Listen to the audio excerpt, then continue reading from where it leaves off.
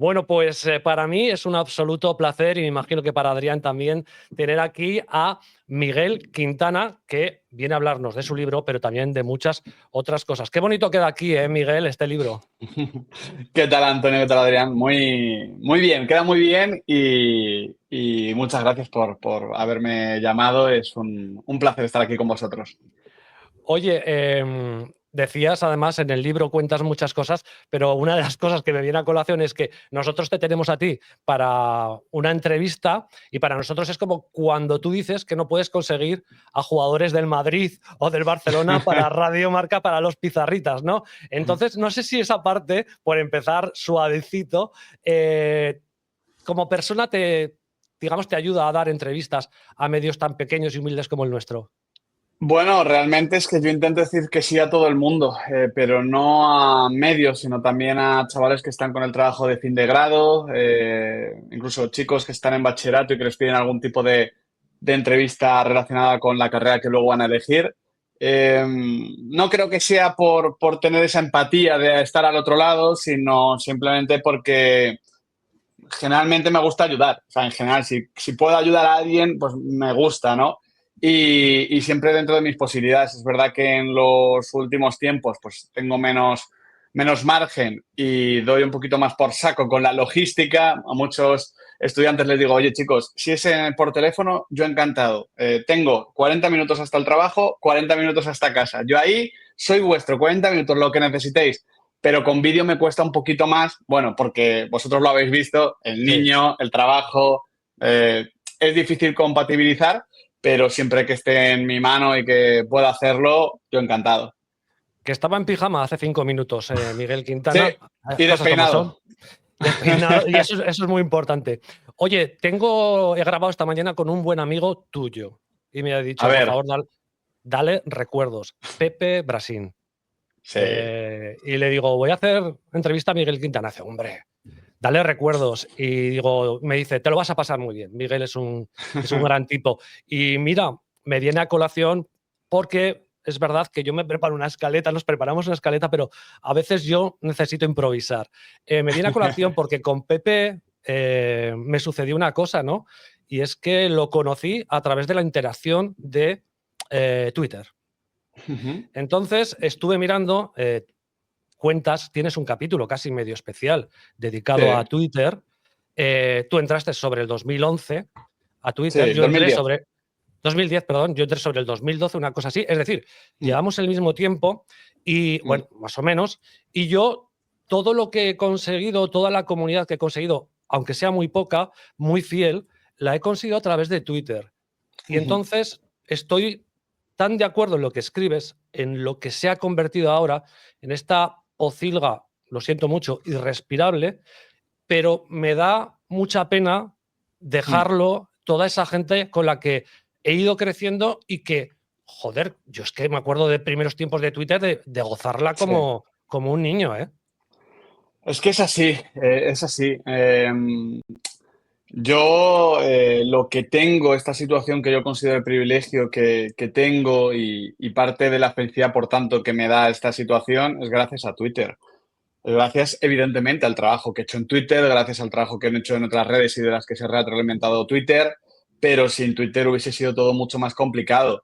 Para mí sigue siendo un método de informarme, de saber pues, qué futbolistas están destacando, de datos, de que me hagan cuestiones y me pongan en tela de juicio mis planteamientos y mis argumentos, porque eso me hace o cambiarlos o reforzarlos, ¿no? Quiero decir, cuando tú estás hablando tú solo, te vas dando la razón. Creo que Twitter está muy bien para ser crítico incluso contigo mismo, ¿no? Y con tu propia opinión y cambiar, matizar o, insisto, ser más contundente con tus argumentos. ¿Qué sucede? Que ahora mismo la gente no quiere hablar, no quiere debatir, simplemente quiere... Es que no sé ni siquiera qué quiere, porque entiendo que quiere llevar la razón, pero a partir del insulto quiere que le digan lo que quiere escuchar, pero al mismo tiempo eso es imposible sostenido durante muchos meses, porque incluso siendo seguidores del mismo equipo hay enfrentamientos. No, es que este debería jugar tal, no, este otro, no, es que hay que exigir esto. O sea, ya no es ni siquiera la rivalidad Barça-Madrid, Madrid-Atleti o similares, sino que hay incluso entre los propios equipos dentro del mismo equipo. Y eso habla de un entorno que está descuidado, un entorno que a partir del algoritmo privilegia el enfrentamiento, el hate y las interacciones, bueno, absurdas y rápidas. Y es una verdadera pena porque Twitter fue otra cosa. Y esto no es hablar desde la nostalgia, es hablar desde el conocimiento. Twitter fue otra cosa, Twitter aportó mucho a mucha gente. Y yo estoy de acuerdo contigo en que yo he cambiado mi forma de tuitear, tuiteo menos, he cambiado mi forma de relacionarme, pero al mismo tiempo la gente con la que ya había trazado esa relación, pues me gusta mantenerme en el día a día, la verdad, porque luego también, fíjate lo que te digo, en el día a día es muy complicado, pero siempre que yo he tenido alguna noticia positiva que contar o algún proyecto nuevo que lanzar, me he encontrado mucho cariño y mucho respeto. Creo que al final es que no somos tan malos. Lo que pasa es que estamos ahí, parece que peleados, buscando la gresca, pero luego los sentimientos no son tan malos como parece en el día a día, insisto. Además, bueno, Miguel, has hablado de personas físicas en lo que concierne a las redes sociales, pero también hay que hablar, yo creo, de lo que son las entidades, los medios de comunicación, porque tú siempre has sido un adalid precisamente de este nuevo periodismo, ¿no? De que los medios tradicionales pues se abran un poco a las nuevas tecnologías, las posibilidades que nos otorgan las redes sociales, Twitch, YouTube, etcétera, etcétera. Tú mismo, de hecho, tras tu paso por Ecos del Balón, si no me equivoco, te acogiste a ello, te acogiste a tu canal de YouTube, etcétera. ¿Crees que hoy en día los medios tradicionales, vamos a llamarlos así, ¿no? ¿Siguen teniendo ese recelo todavía la gente que apuesta por un contenido más dinámico, por un contenido más digital? Es decir, ¿notaste tú también en aquellos inicios esa contraposición de los medios tradicionales? A ver, creo que cuando yo no es que tampoco llegué, a ver cómo decir, al principio del todo. Creo que hubo cierto recelo y cierto escepticismo, creo que es natural y lógico, porque, a ver, es que yo que a partir del trabajo de mi mujer conozco cómo funcionan otros sectores y otras industrias, pues por ejemplo en el que trabaja mi mujer, hay agencias encargadas de buscar talentos o incluso agencias encargadas de buscar empresas a esos talentos. Aquí no tienes a nadie que esté consumiendo contenido en Internet para ver si este vale o no.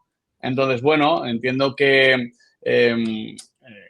yo llamé la atención a partir del trabajo de Mr. Underdog porque entraba muy rápido por la vista, porque sabía que eran otras calidades, porque hicimos un muy buen equipo e hicimos cierto ruido, pero yo era el mismo profesional que unos meses antes y era el mismo profesional que unos meses después, más allá del proceso de aprendizaje.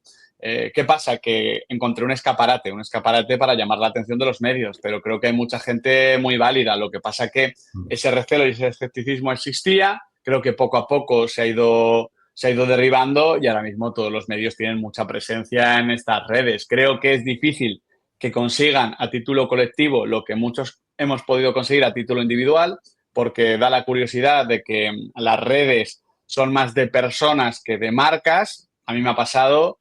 La gente cree que era más libre en YouTube de lo que soy en marca y puedo llegar a entenderlo, pero en el propio libro explico que yo estaba mucho más condicionado por la audiencia en YouTube y en las redes que de lo que lo estoy en los medios de comunicación tradicionales. Yo sé que la gente no se lo cree porque piensa que antes de entrar aquí a grabar con vosotros he tenido una charla de 40 minutos con Florentino y una de media hora con Javier Tebas. Bueno, no es así, pero ni por asomo. Entonces, bueno, creo que la perspectiva cambia, que las redes son más eso, de personas concretas y de nichos concretos, pero sí que creo que se están abriendo y sí que creo que ahora mismo si llega alguien a un medio de comunicación a partir de su trabajo en los medios, se asume como natural, porque además creo que DAZN en eso ha apostado mucho y muy bien, desde en su día Nacho González a Rafa Skrik, pasando pues por mi mismo caso u otros muy conocidos. Me viene, si me permites, Chanes, me viene genial que ni pintada la respuesta de Miguel para una pregunta un poco que no está en la escaleta, pero es que me viene que ni al pelo, ¿no? Que es, tú has trabajado en la revista Panenka, para mí la auténtica absoluta referencia del periodismo en este país, sinceramente, junto quizá a la revista Libero. Qué friki eres, macho. Lo sé, macho, yo soy así, ¿qué quieres que le haga?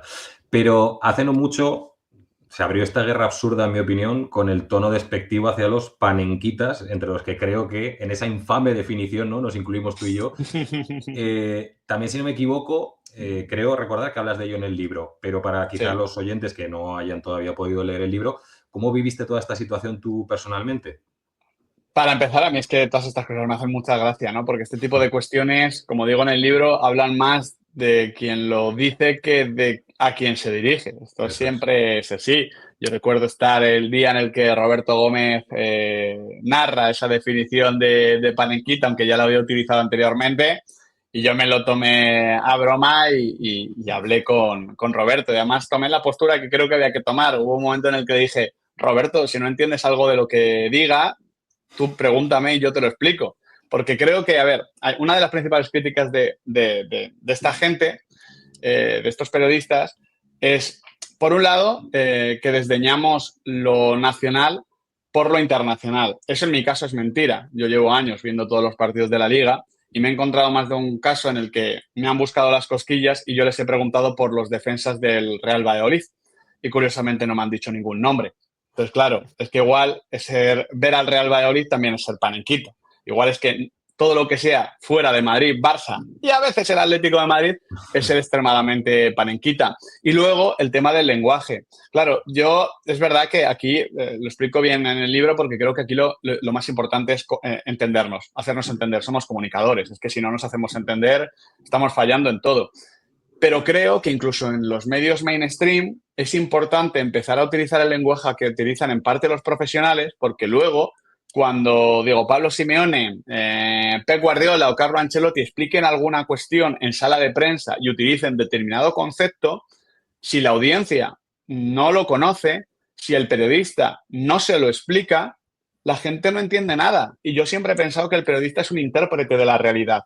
Somos ese intérprete entre los protagonistas, el juego y el espectáculo y los aficionados. Y nuestra labor es explicar y es enriquecer y es ser precisos. Y creo que esto que pasa en otros deportes de forma muy natural, porque como gran consumidor de todo tipo de deportes he estado acostumbrado desde el primer momento a escuchar pick and roll y que es un pick and roll. Bueno, pues con 2 jugadas lo entiendes fácilmente, que es el movimiento más sencillo del baloncesto.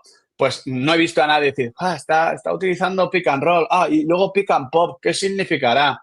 Pues creo que con un poquito de pedagogía y con un poquito de naturalidad se pueden asimilar conceptos que son luego los que utilizan los entrenadores de baloncesto en este caso. Entonces, bueno, yo me lo tomo a coña, me lo tomo a risa. Creo que a lo que ellos llaman panenquitas yo les llamo ser periodista y creo, insisto, que habla más de ellos que de nosotros.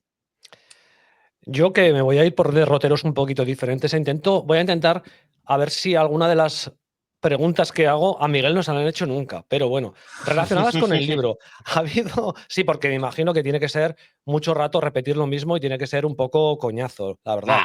Pero, bueno, porque eres un profesional, Miguel. Pero bueno, aparte de eso, hay una cosa que me ha llamado bueno, hay muchas que me han llamado la atención del libro, ¿vale? Pero una particularmente que no me esperaba es que yo, bueno, igual no se ven ahí, pero ya os lo digo, ahí tenéis cosas de la música. Me gusta mucho la música, ha sido parte fundamental de mi vida. Desde los 15 años que empecé haciendo radio musical, a partir de ahí, evidentemente, de manera todo amateur, ¿vale? Pero ha significado muchísimo en la vida y me ha sorprendido que, aunque evidentemente tenemos gustos diferentes y en eso es maravilloso, cómo haces analogía de momentos de tu vida, de momentos de tu profesión, con muchísimas canciones, muchísimos grupos que me imagino que te gustan, e incluso con series de televisión. ¿Es algo que ha ido, cuando lo escribías, te salía, te surgía, o hay una doble intencionalidad de decir, chavales, trabajar mucho, que yo trabajo y he picado, pero a la vez disfrutar de la vida? Bueno, creo que esa segunda intención está de forma más explícita o implícita con otras cuestiones que con esta, porque a mí me sale de forma natural, porque es que cuando recordaba esos momentos los ligaba a canciones, los ligaba a frases, los ligaba a, a sentimientos que la música puede canalizar, puede potenciar, incluso puede ayudarte a explicar y a entender, ¿no? Yo muchas veces, a partir de la música, he entendido exactamente por qué hoy no estoy tan bien o por qué hoy estoy mejor. Es llamativo, ¿no? Pero yo que creo que en el libro presumo de conocerme muy a mí mismo, de hablar mucho conmigo mismo, de tener un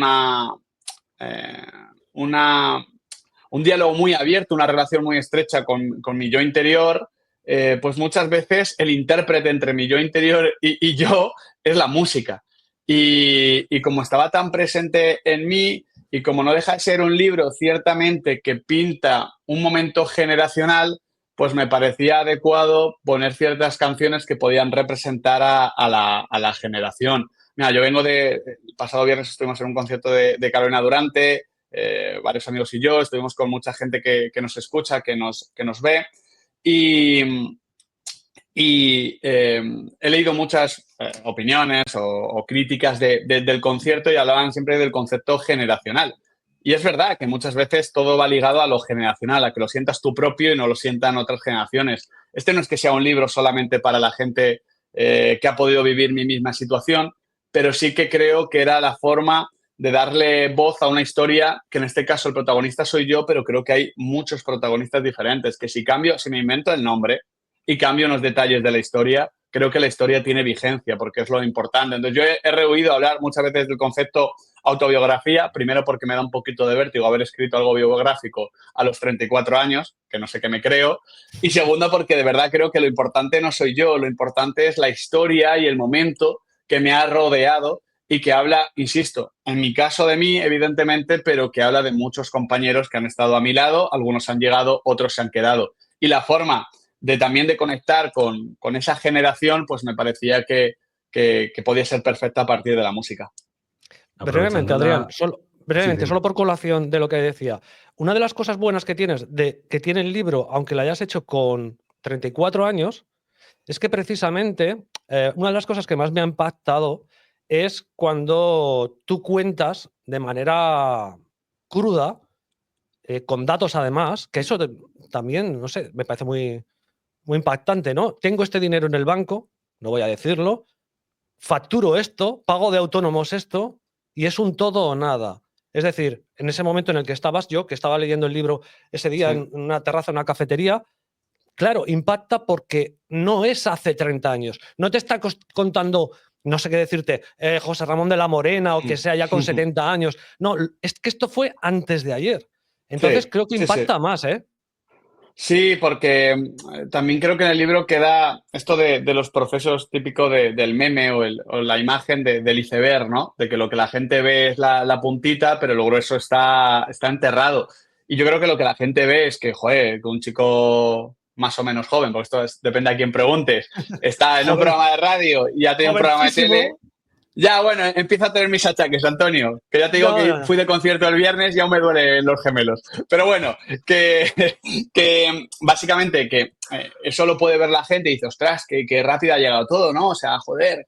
Incluso hay gente que como ha llegado tan rápido dice, ¿quién será su padrino? Pues realmente detrás de todo eso ha habido muchos años muy complicados, muchos años amateurs, muchos años en los que, como cuento, me encuentro a una funcionaria de la Seguridad Social y me dice, oye, chico, ¿qué haces que no estás trabajando? No, si llevo muchos años trabajando, lo que no llevo es cobrando.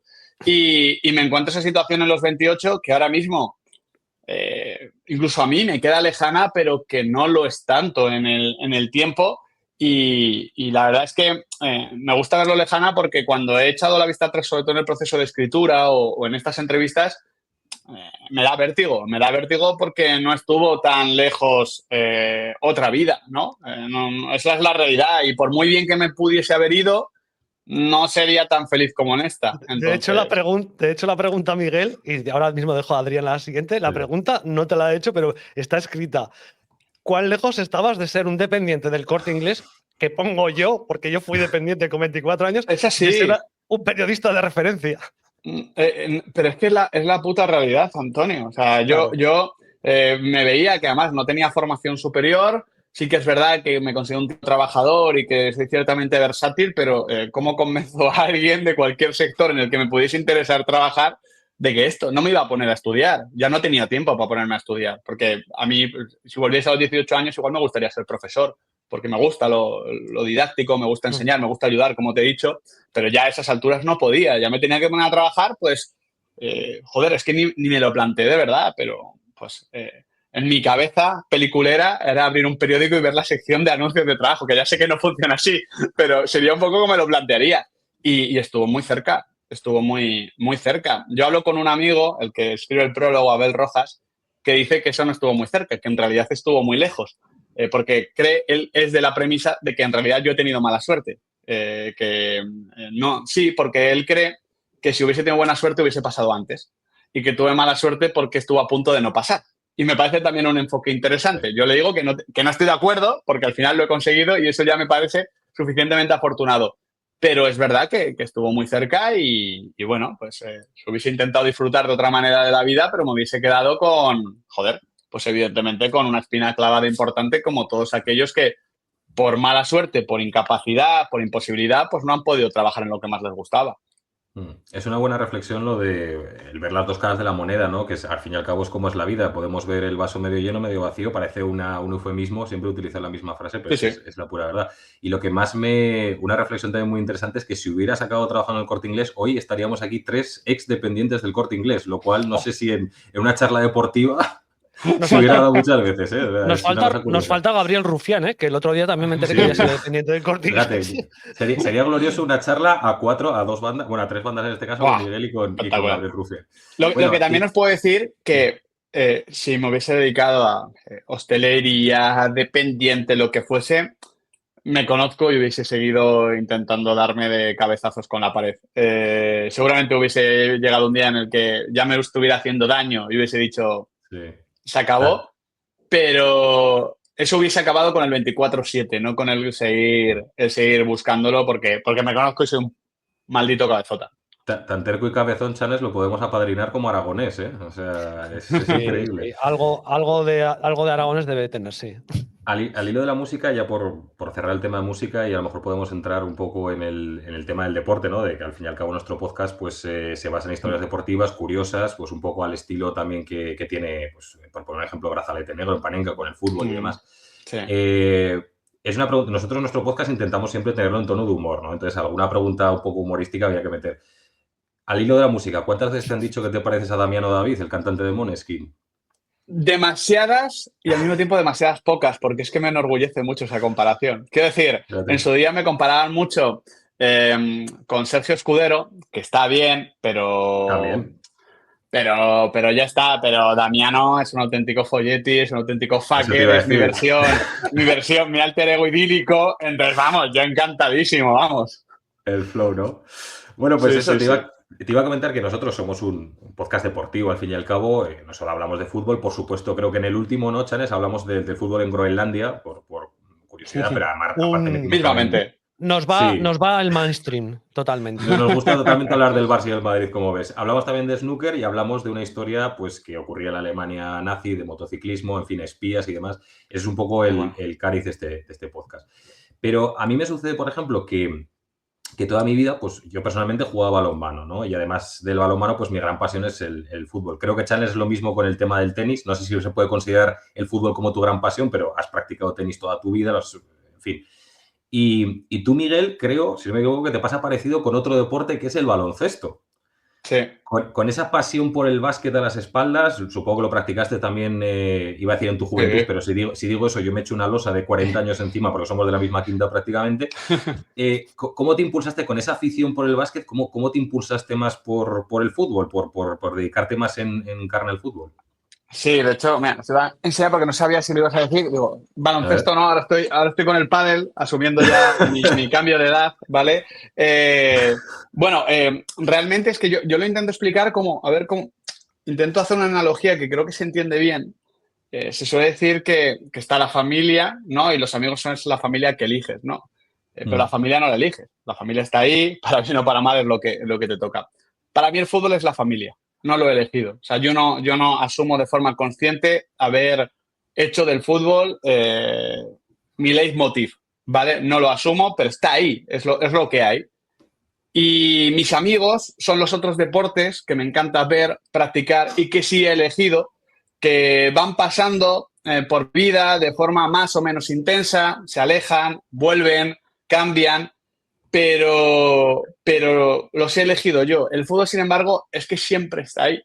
No sé si es por haber nacido en España y vivir en este entorno donde lo deportivo siempre es futbolístico, no sé si es por, los primeros pasos que doy en la profesión, no sé exactamente, pero igual que te digo que me gustaría hacer algo más polideportivo y que he entendido que no es el momento de hacerlo en la pizarra en Radio Marca por diferentes cuestiones. Sí que el fútbol ha estado ahí y va a estar siempre. Jugar al baloncesto, pues mira, llevo unos añitos sin jugar y es como ese amigo al que llevas un tiempo sin ver, ¿no? Entonces le tienes mucho cariño, pero va y viene. Sin embargo, la familia, pues estás ahí todos los domingos comiendo con ella. Pero mira, si te apetece un poco hablar de polideportivo, yo creo que esta plataforma de este podcast es ideal, si te apetece, y por eso te lanzo la pregunta. Aquí hemos hablado, para que te hagas una idea, de deportes de lo más variopinto, para que te hagas una idea, ¿eh? Espachurramiento de mosquitos. Esto no es broma, ¿eh? Son deportes que hemos hablado, está documentado, y aquí se ha hablado en Finlandia, es un deporte.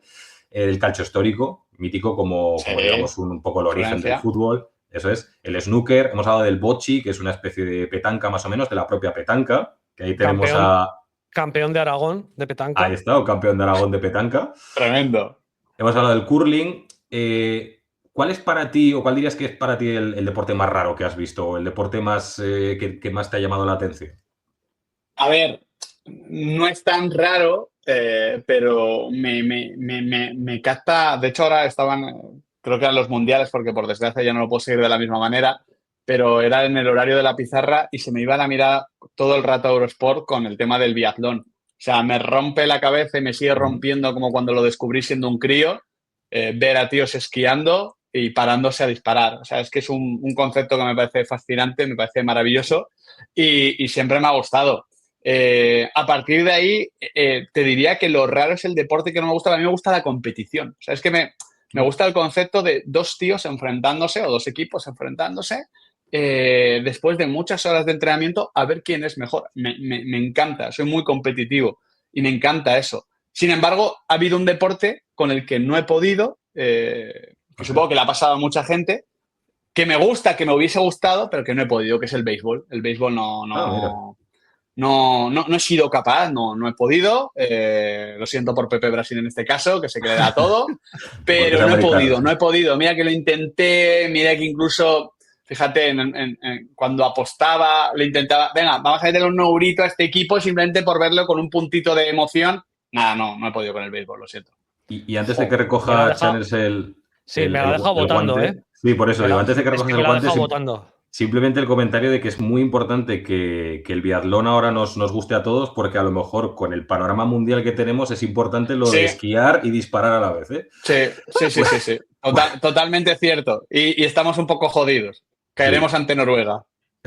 Channels. Sí, a bote te la he dejado, para empujarla te la he dejado. La ha dicho. La verdad es que yo conozco la afición que tenía o que tiene Miguel por el tema de las apuestas deportivas y no sabía si en el libro era un tema que iba a afrontar o lo iba a contar.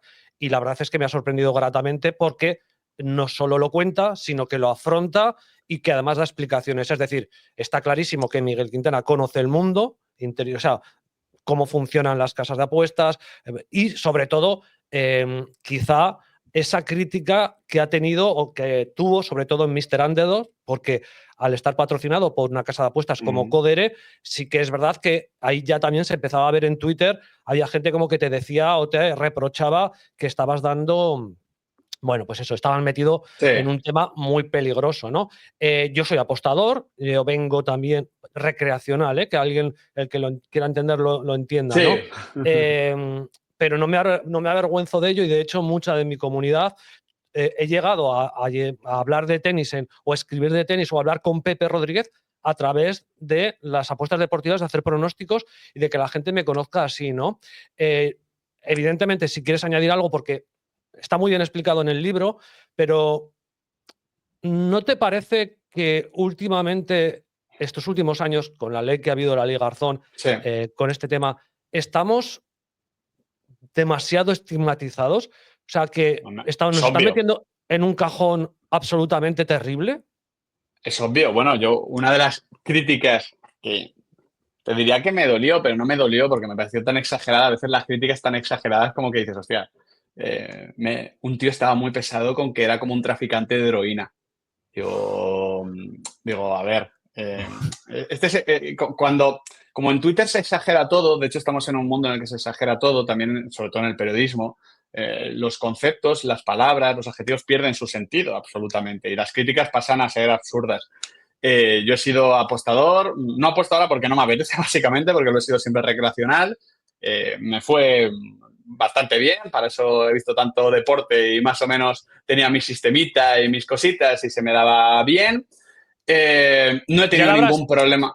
¿Ya le habrás echado alguna chapa a Verdasco? A ver, te diré y te contaré. La apuesta más dura que palmé fue una de Serena Williams, hablando de tenis. Así que, pero bueno, yo, por ejemplo, en su día con Betfair, con las apuestas cruzadas y tal, los lays y demás, en el golf, era una cosa increíble. Yo todos los domingos, cuando acababa la jornada del top 10, ganaba pasta con los 10. Ostras. O sea, se me daba bien, se me daba bien. Luego pues se dejaron de hacer esas apuestas cruzadas con usuarios y a tomar por saco mi intención de vivir en un chalet en Zurich.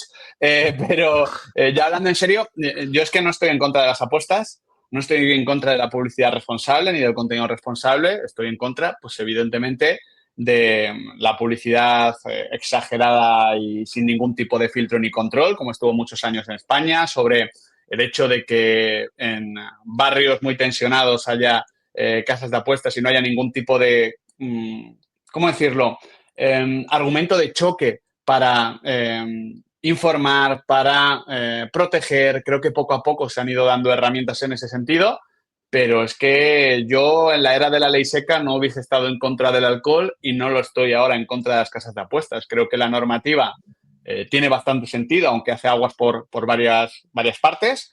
Y ahora mismo no hago contenido para casas de apuestas, aunque recibo bastantes ofertas, pero si el día de mañana encuentro el formato, la forma y la persona en la que confiar que va a respetar mi contenido, volvería a no tener ningún tipo de problema. Y lo explico claramente en el libro, Antonio, porque es que esto ya entra dentro de la ética y de la moral de cada uno. Y como yo no tengo ningún tipo de problema en explicar la mía en particular, pues me da igual. A la gente que le parezca bien, bien, y a la gente que le parezca mal, pues lo respeto también, pero ya está. Pues me parece, la verdad es que me parece muy, muy interesante ese punto de vista y que creo que no se entiende. Y además es que siempre parece que estamos cargando. Evidentemente hay unas líneas rojas que no, yo creo que no hay que traspasar. Yo no las he traspasado. Yo nunca he cobrado, digamos, a mí nadie no me ha entrado dinero nunca por una afiliación, por un revenue share o ni siquiera en mis podcasts están metidas temas de casas de apuestas en publicidad. Entonces, bueno, mientras no traspases unas líneas rojas y mientras más o menos tengas una ética y un control y una responsabilidad, pues no lo sé. Evidentemente que no es bueno, pues es verdad lo que dices tú también, tampoco es bueno echarse 16 litros mientras ves a Carolina Durante, ¿no? No, claro, ni 16 ni 1, esa es la realidad. Pero es que también en la vida hay veces que nos tenemos que dar ciertos pequeños placeres que no son positivos. De hecho, es que yo igual soy muy naif en mi planteamiento, y lo asumo. Igual también es un planteamiento muy conveniente para mí, pero realmente pienso que si a mí cuando me dan la posibilidad de hacer Mr. Underdog, a partir de un contenido responsable, que creo que respetamos en todo momento, y cuando yo entendía que no se iba a respetar, me marché. Creo que si todo el contenido de las casas de apuestas hubiese sido como Mr. Underdog, no habría ese hate a las casas de apuestas. Totalmente. Al menos en el entorno publicitario. Entonces, yo siempre entiendo que se puede ser parte del problema, se puede ser parte de la crítica o se puede ser parte de la solución. Y me parece fascinante pasarnos todo el día criticando todo, absolutamente todo. Pero a mí a veces también me parece que las cosas se pueden llegar a cambiar desde dentro. Y ahora hay muchas empresas, varias, mismamente lo que hacen en el testarazo. Yo lo he hablado con Gonzalo me reconocía, esto es posible porque os vieron que fue bien en Mr. Underdog y lo hacen así en más casas de apuestas. Entonces, en parte también por eso fui a los medios. Digo, oye, me están dando esta plataforma, esta oportunidad, para mí es un reto profesional, creo en mi contenido, porque voy a tener que quedarme en un rincón de internet y no voy a poder imponerlo en la única radio deportiva de España. ¿No sería un pequeño éxito demostrar que la gente consume periodismo que va un poquito más allá de lo que se suele hacer en el resto de programas? Me parece muy fácil criticar desde Twitter, sentado, sin hacer nada. Me parece genial y me parece que la crítica es lícita, es legítima y es positiva siempre que sea en esas marcas que marca el respeto. Pero a mí me gusta ser un poquito proactivo y si me da la posibilidad de demostrar con mi contenido que se pueden hacer las cosas de otra manera en el periodismo, o te diría más en el mundo, pues yo me animo y lo hago, no me quedo en casa. Sí, y así fue Mr. Underdog, que cuando decidieron cambiar su política de que había que meter ahí otras cosas, pues ahora vemos cómo está funcionando Sí. esa otra marca que han generado, que no voy a decir ni su nombre. Ya está, ahí lo dejo. Adrián. Y bueno, yo creo que podemos dentro de poco ya pasar un poco a hablar de un tema que interesa mucho, evidentemente, tanto en este podcast como en general, que es el fútbol. Pero para hilar eso, antes, pues bueno, tú pasaste por la extinta OneFootball, Radio Marca Dazón actualmente como comentarista, analista deportivo. Lo explicas muy bien en el libro y bueno, yo creo que es Vox Populi también, quien no lo sepa, pues creo que no está muy con la actualidad del fútbol. Siempre suele decir que un buen profesional no se mantiene siempre neutral en las retransmisiones, pero imagino que, sé que esta pregunta te la han hecho 1000 veces, simpatizarás con un equipo u otro, no es de mi interés, en el libro no lo dices y me parece estupendo que lo quieras mantener en esa privacidad o que no quieras hacerlo público, pero mi pregunta no es esa, mi pregunta es para nuestros oyentes que, aunque lo escribes en el libro, no, pues quizá todavía no lo hayan leído y demás, ¿qué opinas del periodismo de bufanda? ¿Crees que se puede ser un buen periodista siendo un fanático o se pierde la objetividad? A ver, que yo lo digo en el libro, es que para mí es un oxímoron. No, la prensa de bufanda, o sea, el periodismo de bufanda no existe. Es que no es periodismo, es comunicación y me parece fantástico. Y yo me lo paso bien con comunicación deportiva en la que no están haciendo un ejercicio periodístico y hay un tío del Madrid y uno del Barça peleándose. Que me parece divertido y me parece perfecto. Si al fútbol tiene que haber muchos acercamientos. Si todo fuese como lo hago yo, sería un puto coñazo. También creo que si todo el mundo lo hiciese como el periodismo de bufanda, sería un coñazo también. Creo que hay momento para todo y hay situaciones para todo. Pero no me puedes... O sea, es que no me va a convencer nadie de que alguien que opina todo a partir de la bufanda es periodista. Es que no, porque creo que atenta contra las bases fundacionales de lo que debe ser el periodismo. Y ojo, eso no significa que esa misma persona en otros momentos de su trabajo pueda ser periodista. Sí, yo lo creo. Yo todo lo que hago no es periodismo. Por ejemplo, creo que en Mr. Underdog había mucho de comunicación, de entretenimiento y no creo que fuese un ejercicio excesivamente periodístico. Pero creo que muchas veces la gente utiliza el concepto periodismo para protegerse. No, es que soy periodista. No, chato, eres un aficionado con micrófono. Luego igual, fuera de ese programa, eres un periodista o lo has sido o lo volverás a ser. Pero yo de verdad es que no creo que exista el periodismo de bufanda. Igual que no creo, por otro lado, en las líneas editoriales, porque no me parece también una antítesis. Ya sé que todos los medios las tienen, ya sé que cómo funciona el mundo, no me he caído de un guindo. Pero vuelvo a decir, es que no me parece un ejercicio riguroso a nivel periodístico. Todos tenemos nuestro sesgo, nuestra ideología, nuestros colores, nuestra forma de ver el mundo. Insisto en el libro que eso cambia desde... No ve el mundo lo mismo un tipo que nace en las Islas Canarias que un tipo que nace en Galicia, bien, pero creo que la labor del periodista es conocer esos sesgos que tenemos cada uno e intentar ponerlos con un juicio crítico en un rinconcito para que pesen lo menos posible. En eso estamos de acuerdo. Completamente. Bueno, pues Miguel, no sé si lo sabes, pero si no te lo cuento, ¿vale? Yo llevo muchos años haciendo podcast de tenis, ¿vale? Pero también hemos hecho, durante mucho tiempo, también compaginaba el hacer podcast de fútbol, donde tenía chicos de la Serie A, de la Liga, de la Premier, etcétera. Y ahora, a través de, bueno, yo no soy...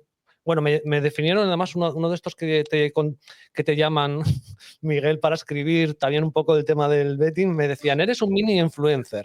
Y entonces, bueno, pues mini influencer, lo que pasó es que un par de chavales jóvenes, que eso me parece fascinante. A mí, o sea, solo de haber conseguido eso, aunque mañana vuelva a trabajar en lo que sea, me parece fascinante. Dos chavales jóvenes, uno de 26 años y otro de, pues que sea un poquito menos de tu quinta y tal, pues que te contactan por privado mandando tu correo, oye, Channels, tío, que he escuchado tus podcasts, si necesitas una colaboración y tal, y ahora esos dos, dentro de una marca muy pequeñita personal mía, están haciendo un podcast de la Liga todas las semanas, de manera... Qué bueno. Y otros de la Premier. Entonces, como, joder, sé que les haría ilusión estar contigo, no podemos tener aquí a 5 tíos preguntando y eso es una locura. Sí que les he dicho, oye, mandarme alguna cosita para Miguel, ¿no? Y quiero que sean parte fundamental, ¿no? de algo de las preguntas, ¿no? Entonces, los chicos de la Liga me han hecho un par de preguntillas, ¿vale? A ver, relacionadas con el fútbol y la Liga. Me decía Fran, me gustaría saber dónde coloca Miguel Quintana la Liga Española dentro de las grandes ligas europeas y cómo solucionaría él, como si fueras el rey Midas, la falta de poder adquisitivo que tienen actualmente los clubes españoles frente a otro tipo de ligas. Sí.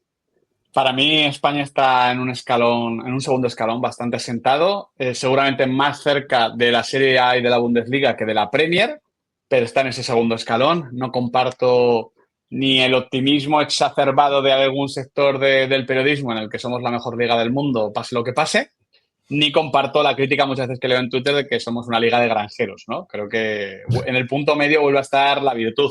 Y respecto al tema del poder adquisitivo y demás, creo que, y esto lo plantea muy bien muchas veces Pepe, hay que salirse un poquito de la caja y dejar de mirar las cosas como a veces se plantean, en el sentido de en qué sector del ocio, el entretenimiento o empresarial, industrial, España es la número 2 en Europa. Seguramente, salvo en el turismo, en el resto no estamos nunca en el top 2. ¿A qué voy con esto? Es que es complicado que las televisiones paguen más dinero cuando somos un país con menos habitantes que otros países como mismamente Inglaterra o Alemania y cuando el poder adquisitivo es menor. Luego podemos entrar en muchas cosas que se podrían hacer mejor, el reparto, lo que cuesta el fútbol, yo con muchas cosas que puedo ser crítico. Pero realmente es muy complicado que España obtenga más ingresos nacionales porque es incomparable con lo que pasa con la Premier. Al mismo tiempo que es incomparable, es muy complicado que España consiga los ingresos internacionales que consigue la Premier cuando Inglaterra ha tenido una influencia, primero, a través del inglés, evidentemente cultural, pero también una influencia colonial sobre mercados ahora que pagan mucha pasta por el fútbol. Y claro, es que igual que España siempre va a ganar más dinero en mercados internacionales que la Bundesliga, y no es exactamente porque sepamos que la Bundesliga la va a ganar el Bayern. No es por eso. Es porque tenemos Sudamérica, es porque tenemos una tradición, es porque tenemos tal.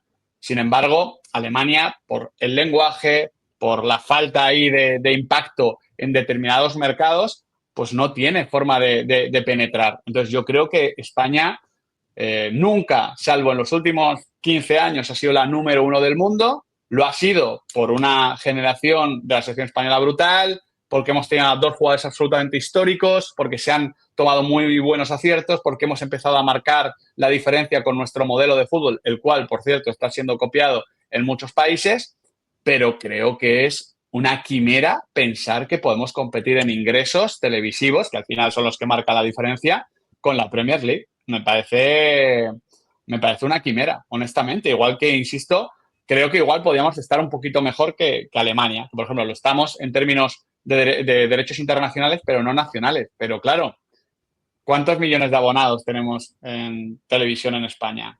¿Qué PIB tenemos en España? ¿Cuánta población tenemos en España? Es que estos son características que ni Tebas, ni Tebos, ni Tebís van a poder cambiar. Y que si hubiese una Superliga del fútbol español, por hacernos una idea, que sé que es un concepto diferente, pero una Superliga del fútbol español no pasaría. Entonces, me parece complicado. Por alusiones, Chanes, a Alemania, porque yo estoy aquí viviendo en Alemania, entonces en este caso me toca a mí empujar la portería vacía, ¿no? Venga, creo que es una pregunta también que venía de los chicos del podcast de la Liga, el tema, y lo has comentado tú, Miguel, el tema de los precios, tanto en la televisión como en los estadios. Yo aquí, bueno, concretamente vivo en Augsburg, así que te puedes imaginar cuál es el equipo que me toca sufrir todos los sábados. Y digo sufrir porque créeme que realmente es sufrir ver al Augsburg todos los fines de semana.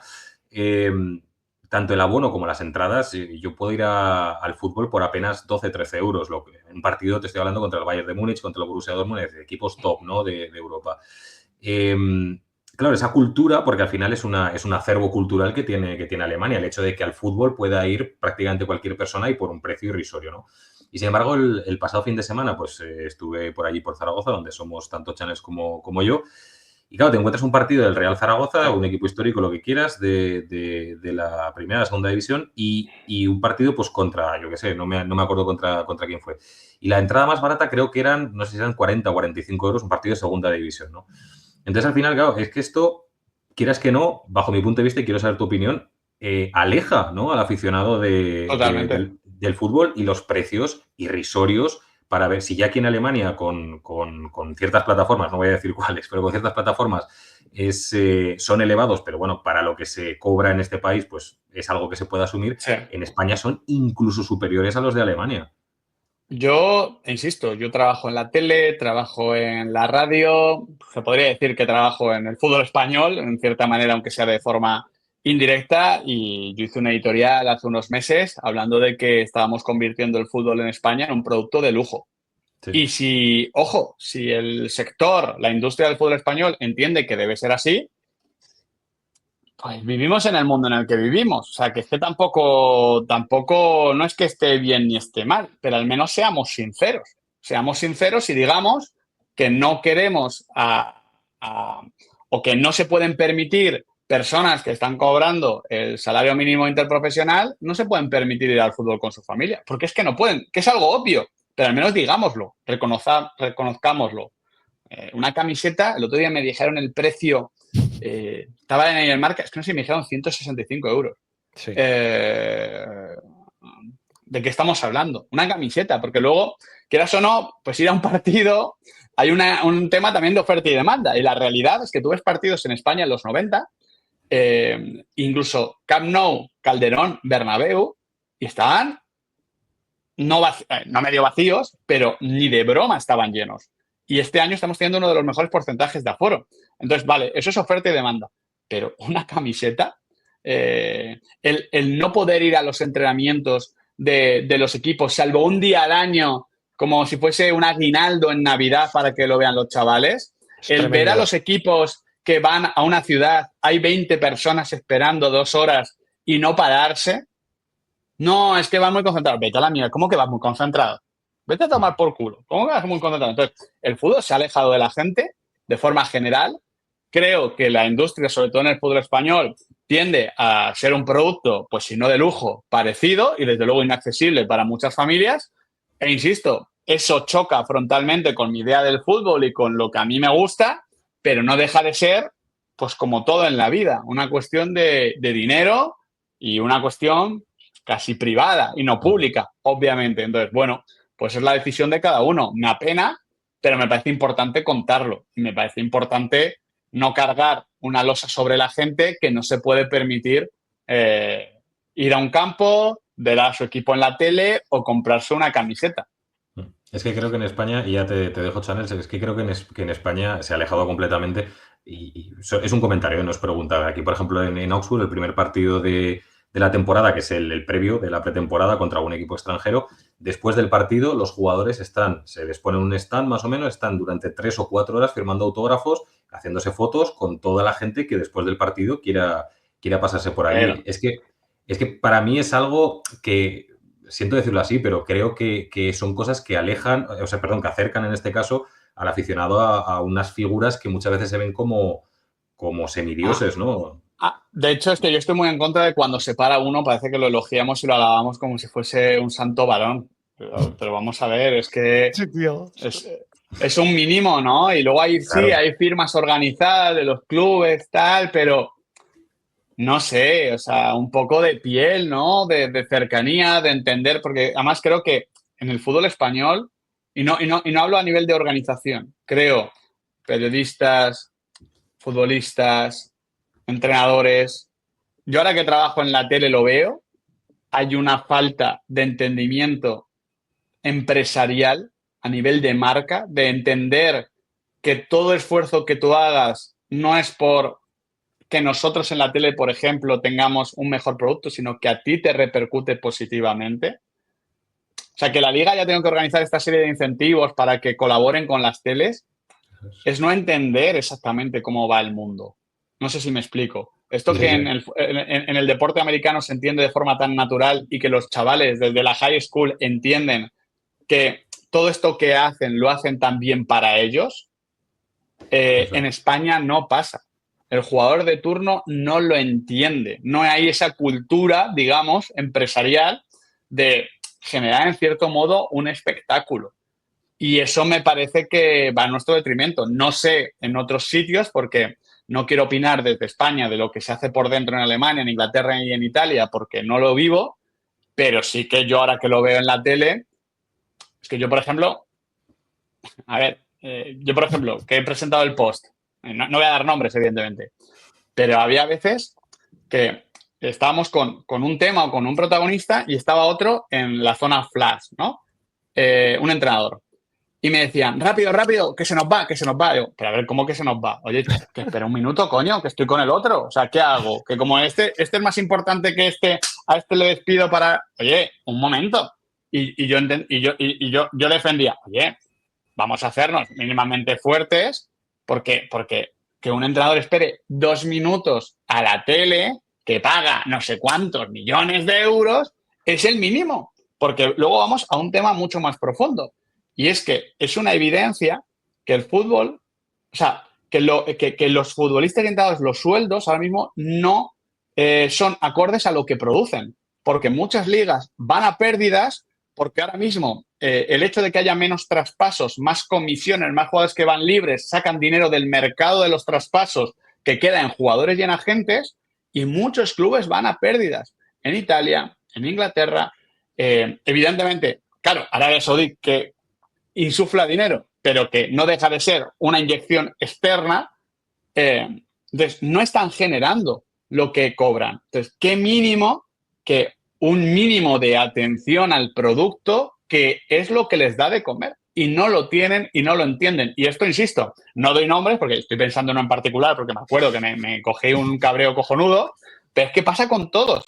Luego los hay más majos y los menos majos, pero no entienden la importancia que tiene el entorno audiovisual, industrial, empresarial para ellos mismos. Insisto, no para mí. Si yo voy a cobrar lo mismo, entre comillas, pero es por vosotros.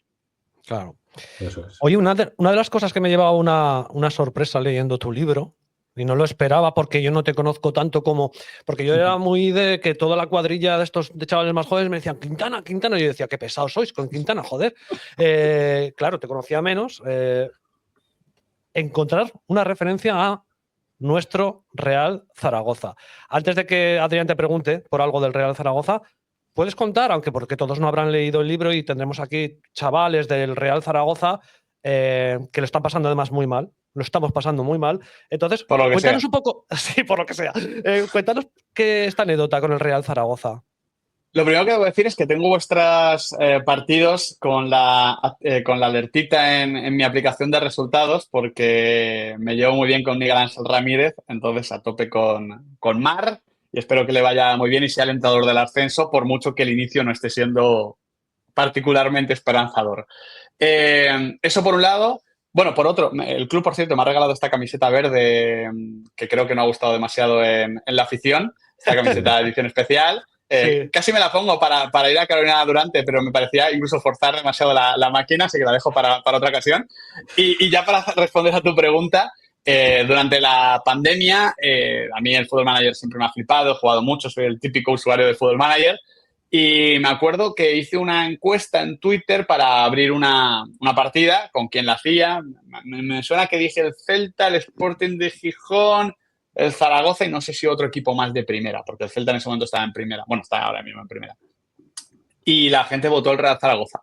Entonces cogí al Real Zaragoza. Era el año en el que creo que la pandemia evitó que ascendierais, honestamente, y lo que pasó con Luis Suárez. Entonces había un buen equipo ahí también para hacer cositas. Hice unos cuantos fichajes. Se ganó una Conference League, la primera, de hecho, y me lo pasé muy bien y la gente todavía me lo recuerda con mucho cariño por esto que tuvo la pandemia, de que fueron momentos difíciles de soledad, bueno, momentos grises, y la gente pues durante 40 minutos o una horita cuando subía el vídeo de la partida del Football Manager, pues se lo pasaba bien. Entonces yo también le tengo mucho cariño porque yo particularmente no pasé una mala pandemia, entonces no me puedo quejar lo más mínimo, dentro de que evidentemente pues era lo que era, pero saber que ese contenido pues hizo bien a mucha gente, pues me pone muy feliz porque al final creo que lo mejor que tenemos los comunicadores, los periodistas, yo no creo que sea tanto, yo no doy noticias, pero no creo que sea tanto dar una noticia o hacer un análisis súper acertado, sino es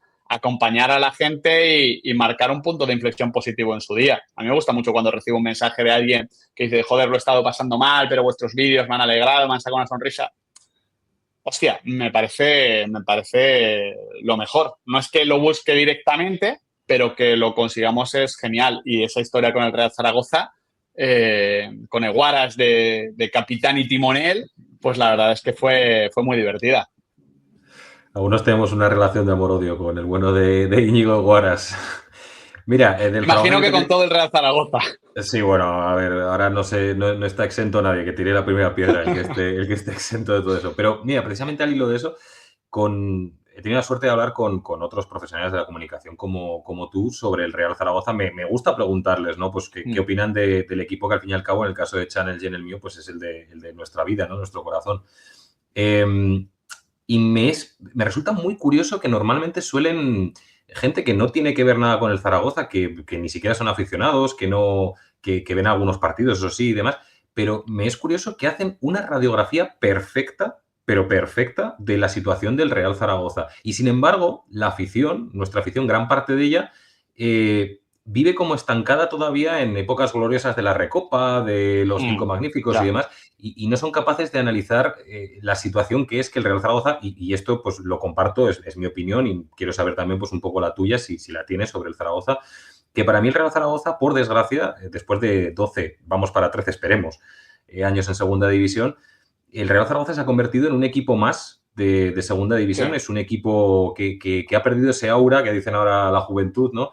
Ha perdido ese aura y que nuestra realidad es la que es, y que mientras no entendamos que trabajando desde esa posición será más fácil lograr el tan ansiado ascenso, que, ojo, no por los parámetros actuales, pero por historia, por onomástica, pues le corresponde, hasta ese punto no volveremos a, bajo mi punto de vista, acatar la primera división. No sé si tú tienes la misma opinión. Estoy muy de acuerdo, porque además no con el Real Zaragoza, pero sí con otros clubes. He tenido gente, amigos dentro trabajando y te cuentan que hay una asimetría entre lo que espera la gente, entre lo que vive el futbolista y lo que puede hacer realmente el club. Porque el futbolista, para el futbolista, en vez de ser un pro, estar en un equipo histórico como el Real Zaragoza, que no es que tuviese que ascender, es que nunca tendría que haber descendido, si es por historia se refiere, esa presión, o sea, el jugador tiene más fácil ascender en un equipo sin presión en segunda división que en el Real Zaragoza. Esa es la realidad. Los ciclos cortos, la presión, la sensación de frustración, eso cala en el futbolista. Y el Real Zaragoza no tiene más armas ni más herramientas que la mayoría de equipos en segunda división. Esa es la realidad. El fútbol ha cambiado. Antes, evidentemente, con el ticketing, se tenían un porcentaje muy alto de los ingresos y ahí podías marcar la diferencia respecto a, pues mira, por no salirnos de la comunidad, respecto al Huesca de turno, pero ahora mismo no. Ahora mismo estáis compitiendo en las mismas condiciones que la mayoría y cargáis con la losa, en vez de cosa positiva, pero es una losa de las expectativas, la presión, la frustración y el pasado. Entonces me parece muy complicado, me parece muy complejo. Me parece que siempre se utiliza mucho el concepto que no nos pase como al Real Zaragoza, por ejemplo, con el Valencia, que hablamos permanentemente, y siempre se plantea esta hipótesis, que es fútbol ficción, pero, oye, descender y que se vaya Lim o quedarnos en primera con Lim. Y siempre salimos al corte y decimos, a ver, que esto en cierta medida ya ha podido pasar y ahí estás todavía buscando recuperarte. Entonces, es difícil, pero mira, parece una tontería, pero respecto a los derechos televisivos, ahora que también formo parte de la industria y que estas cosas pues me tocan y me parecen interesantes, creo que también es importante decir que el hecho de que mercados pequeñitos se hayan colado en primera división hace que las audiencias también bajen, porque al final grandes ciudades no están consumiendo exactamente a sus equipos. Que una ciudad como Zaragoza no tenga su equipo en primera división, pues claro, lo sabrá del Barça y del Madrid, o los que no son del Barça y del Madrid, pero ven los partidos del Barça y del Madrid porque estamos en España. Pero ya no están viendo el del Real Zaragoza en primera división. Y ya no se está fomentando esa afición en Zaragoza a ver al club de la ciudad. Entonces, no me parece un tema menor cuando hablamos de audiencias y demás, porque yo a tope, yo soy muy madrileño y yo a tope con el Leganés o el Getafe, por ejemplo, pero son mercados más pequeñitos, obviamente, que Málaga, que Zaragoza y que Coruña. Sí. Le he dicho a Miguel que íbamos a estar 1 hora y ahora mismo, si miramos el reloj, 59-54 segundos. A mí me gusta ser cumplidor y si en algún momento Miguel se la ha pasado muy bien, creo que puede haber tiempo el día de mañana para hacer más, pero él tiene que irse con su Hugo, con su Rocío, a hacer su vida o incluso a preparar sus programas y nosotros también. Miguel, de verdad, te agradezco muchísimo tu presencia aquí. Me lo he pasado muy bien. Estaba un poco nervioso porque, bueno, pues me había leído el libro y, bueno, como eres una figura ahora bastante potente, pero la verdad es que me lo he pasado pirata y agradecerte pues el haber estado con nosotros en este pequeño programa. Imagino que Adrián lo mismo, ¿no? Un auténtico placer, sobre todo como periodista también, ¿no? El poder saludar a un crack de la comunicación como tú, que me pareces una persona fantástica, un panenquita, pero en el buen sentido, no en el mal sentido, y orgullosos de ello, y que muchísimas gracias por eso, por haber estado aquí en el podcast y haber gastado esta horita con nosotros. Espero que hayas estado también tú a gusto. Yo, comodísimo, muchísimas gracias. Además, los amigos de Pepe son amigos míos. Y simplemente perdón por los problemas logísticos y las dificultades que son complicadas a veces a nivel de agenda. Ha sido fantástico. Todo lo mejor, Miguel Quintana. Un abrazo. Gracias. Un abrazo, chicos.